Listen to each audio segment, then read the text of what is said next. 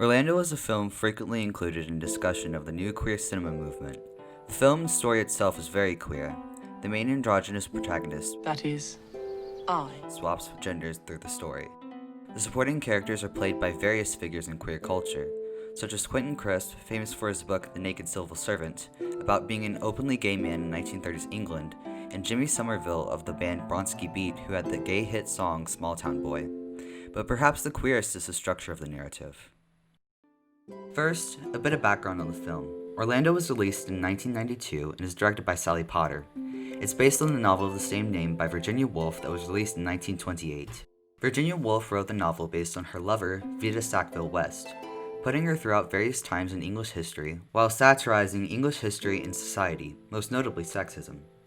When adapting the film, Sally Potter had to make changes to Woolf's novel in order to make it fit a more traditional film structure. By deciding to be ruthless and meticulous in trying to find the essence of the book and taking that into the essence of cinema, rather than really trying to be too faithful to every detail in the book.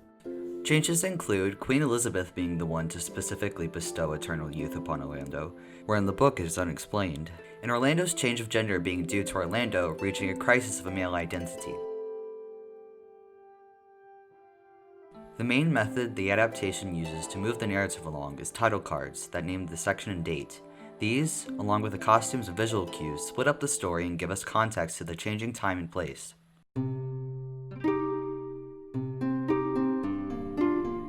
The film begins with Orlando writing poetry under a tree. He falls asleep and ends up being late to a banquet. Orlando recites a poem and embarrasses himself in front of Queen Elizabeth. Despite this, she takes a liking to him, and on her deathbed she commands him, "Do not fade. Do not wither. Do not grow old." and gives him an inheritance, including the house itself.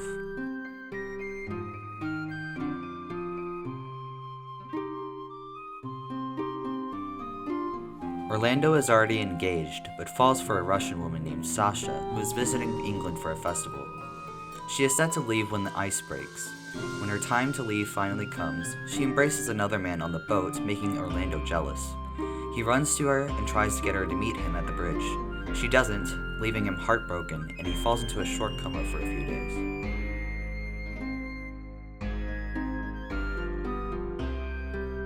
Orlando invites a poet he admires to dinner. He enthuses about his work and even pays him the pension he asks for. But when the poet does read Orlando's work, he insults it, hurting Orlando.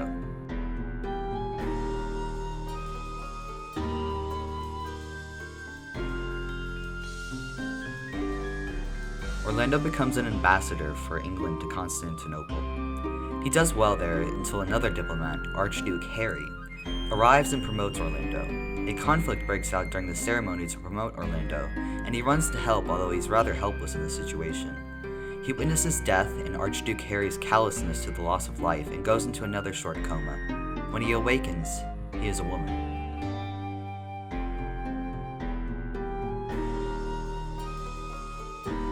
Orlando is now a woman. Thus, she is dressed in the uncomfortable clothing of the time. Interacting with those who were previously her peers, she is now seen as lesser because she is a woman. This lower status is then cemented by the fact that she is set to lose her home because she is legally dead and a woman without a son, so she cannot hold the property.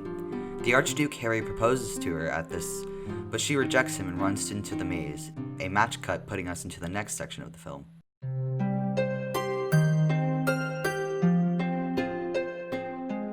Orlando falls to the ground after exiting the maze and meets a young American man who fell off of his horse. She asks him to marry her and takes him back to the house to help with his twisted ankle. She learns his name is Shelmerdine and he is a traveler.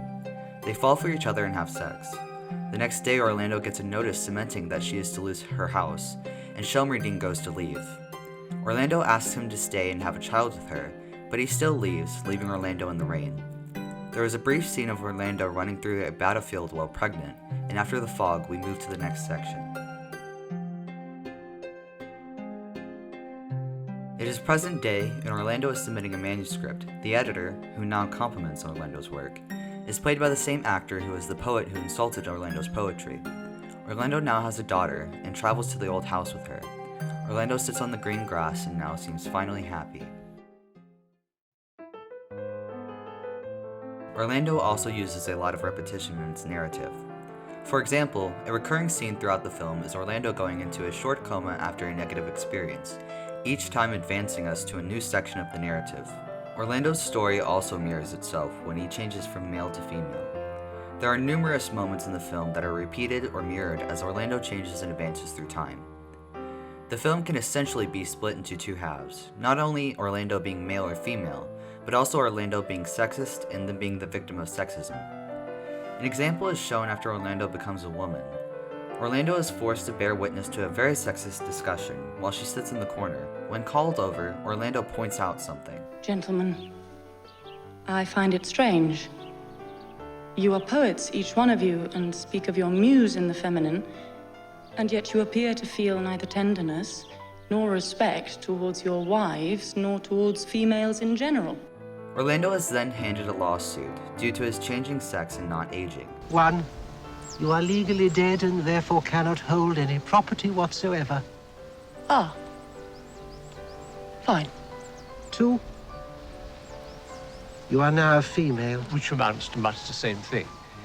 At this, Archduke Harry proposes to Orlando, mirroring a sexist remark that Orlando himself had made earlier in the film. And you are mine. I see. On what grounds?